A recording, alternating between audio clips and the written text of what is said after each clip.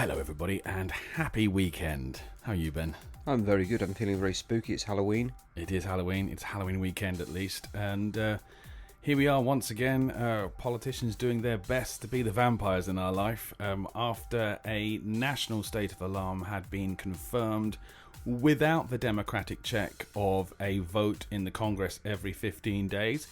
This means that we are under the current set of powers until at least March, when there's a chance to lift it, or probably until May, when it comes to an end.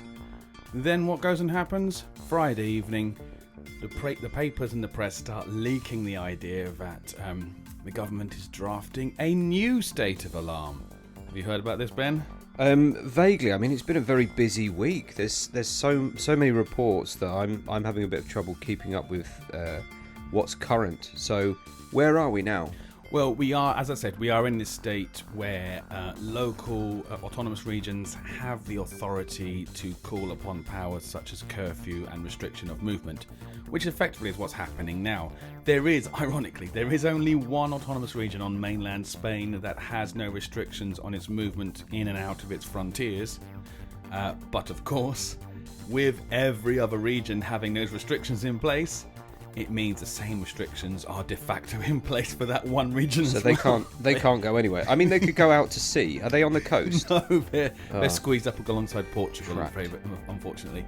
So that's the state of play we have at the moment. Now, the rumours are that sources within Moncloa, which is the basically the equivalent of Downing Street here in Spain, sources are telling the press that there is a draft prepared for a new state of alarm, which will give similar powers to autonomous regions to instigate total housebound lockdowns. Like housebound confinement is the new vocabulary for total lockdown, for the confinement that we had earlier this year. Yes. Well, what they're going to do this time, effectively, is issue that power to local autonomous regions to effect. Mm-hmm. But as we can see, once powers have been issued to the local autonomous regions, they all effectively instigate these powers anyway. So what you have is the spectre, it's Halloween after all, the spectre of a national lockdown by proxy. Yeah, I mean, there are huge changes taking shape all over Europe. France is in a national lockdown now. Italy has a curfew of 6 o'clock, and in Slovakia they have a curfew between 5 a.m. and 1 a.m. So you have 4 hours in the morning where you can go outside. Blimey. Yeah, it's crazy. A lot of these rules don't make sense, and there is a lot of confusion about them. In fact, the other big story this week is that the health minister and his political friends, they were a little bit confused about the rules as well. There was a big banquet, and Health Minister Ia was in attendance. There were over 150 people at this banquet, at this ball. Is that right? It was an award ceremony of some description, award ceremony, yeah. But it didn't. The optics weren't good. This is the expression I think that maybe Spanish politicians have to learn, is the optics. It doesn't look good when members of both of the largest political parties in the country are wining and dining in very opulent surroundings without masks. Meanwhile, everybody else has to shiver in the cold or not have a job. Yeah, businesses are closing. Restaurants can't serve food indoors. Another phrase that we'd often use in the UK is one rule for them and a different rule for everyone else. And talking about the rules, a slightly more humorous story. A couple of guys up to no good started making trouble in the neighbourhood, did they? They tried to enter Zaragoza on the 23rd of this month, which I think was last Friday. But of course, Zaragoza has a perimeter shutdown. Well, you can only come in and out if you have specific reasons to do so. Well, these guys obviously didn't read the news or listen to our podcast, because they tried to enter Zaragoza under the assumption there would be no police presence. However, they were met by a very strong police force, armed to the teeth, and with drugs dogs, trained canines. And in their car they had €650 in cash and over a kilo of cocaine. So That sounds like a lovely weekend. stay informed. So what did they do? Did they tell the police that it was a work journey? Well, in theory, it was a work trip, so they could have got away with. I guess they got away with it. They needed to have a justificante from their boss, unless of course they're self-employed. We have had questions from people who are self-employed as to how they get a justificante.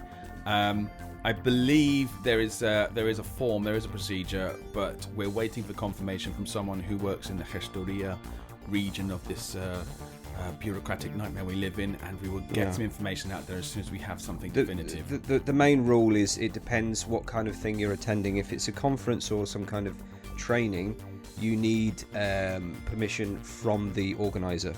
Yes.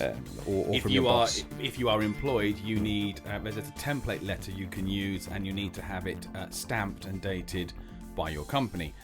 As I said, self-employed people, autonomous people are asking questions as to how they get their paperwork sorted. If we have a definitive answer to give you, we'll post something on the website. Meanwhile, I certainly did this week. I took a moment to catch up with another Englishman who lives in Zaragoza. His name is William. He works as a chef, and I took a few minutes to talk to him about what this new normal experience is like working in the hostelry sector. Yeah, this is something that we're going to try and do moving forwards, because we're trying to connect with local businesses. We've posted about Adopt a Local Brewery, and you connected with Will to talk to him about what's happening in his restaurant, Malteadora, right? Malteadora, yeah. So, tell us about your life this year, Will. How's it been? It's been pretty crazy. All the different changes to restrictions and rules and everything, regulations, shutting down, opening up, deliveries, takeaways, putting terraces outside. Yeah, it's been a mad. And how has your working hours been affected? I mean, are you still able to collect as many hours working as you want to, or are you suffering? So now we're doing as the bosses see fit for how many chefs or they need in the kitchen and how much time they need in the kitchen. So I'm currently on 20 hours Earth Day and 20 hours working. There's 2 in the kitchen who are 100% on Earth Day at the moment, and that's how it is at the moment. That's how it's going. So normally when it comes to a kitchen and preparing food for a restaurant environment, you talk about covers. Just quickly explain what covers are for people outside of the industry. So covers is basically how many people come to eat and how many people we got at each table. So we can have a table of up to 6 covers at the moment with the current restrictions. So normally, how many would you have as a possibility to serve under in the normal? Yeah, in a ideal world, we could possibly do up to 250 covers. If we flipped tables and do second seatings and stuff, we could probably do around 300 covers in a night. Wow! On a busy night. In a night. So a Saturday night we could do up to 300 2 shifts, people, with people sitting at the bars. Yeah. With people sitting around the tables at the bars. People sitting on the tables. Yeah, we could do about. But 200. Currently, at the moment, we've got 7 tables of 6 people outside on the terrace. The inside's completely shut. So we're doing about 40 people sat down at a night. If you are full.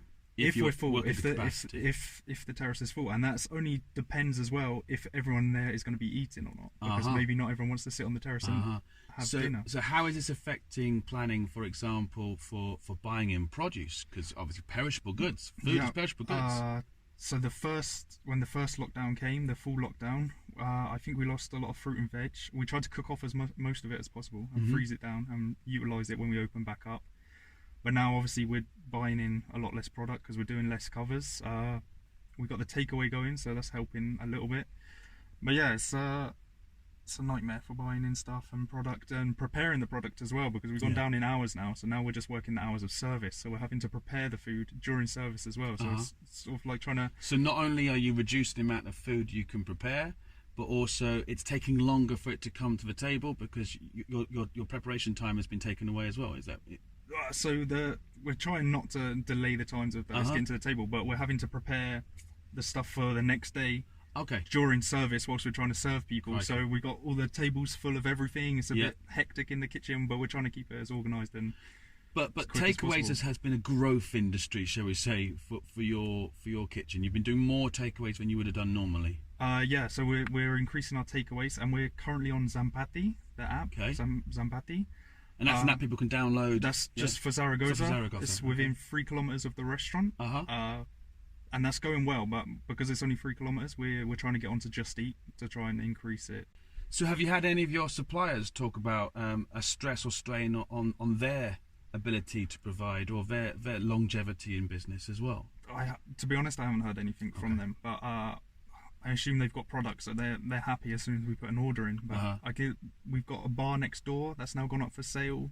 We've seen bars go up for sale around the area, and restaurants are closing. I think there was one the other day in the centre of Aragón that's been open for like nearly 100 years or something. That's shut down. In the Tubo. So that's going to affect them. They're going to have product left over that needs to be sold, or it's going to be thrown. So it's a sad time. So the message is, go help out your local hostelries as much as possible. Multidora does a wide range of proper beer, not just lager. So if you can get down there and utilise your hard-earned cash on much refreshing beer, that's the place to go. William, thank you very much for coming to talk to us. Thank you for having me. No worries, and good luck. Great, thank you. Good luck. Cheers. So there you go. If you didn't catch it, the name of his restaurant that he works in is La Multidora. You can order beer food from them, certainly. I'm not sure if they do deliver beer as well. They have a wonderful selection of beers. We thoroughly endorse and recommend them.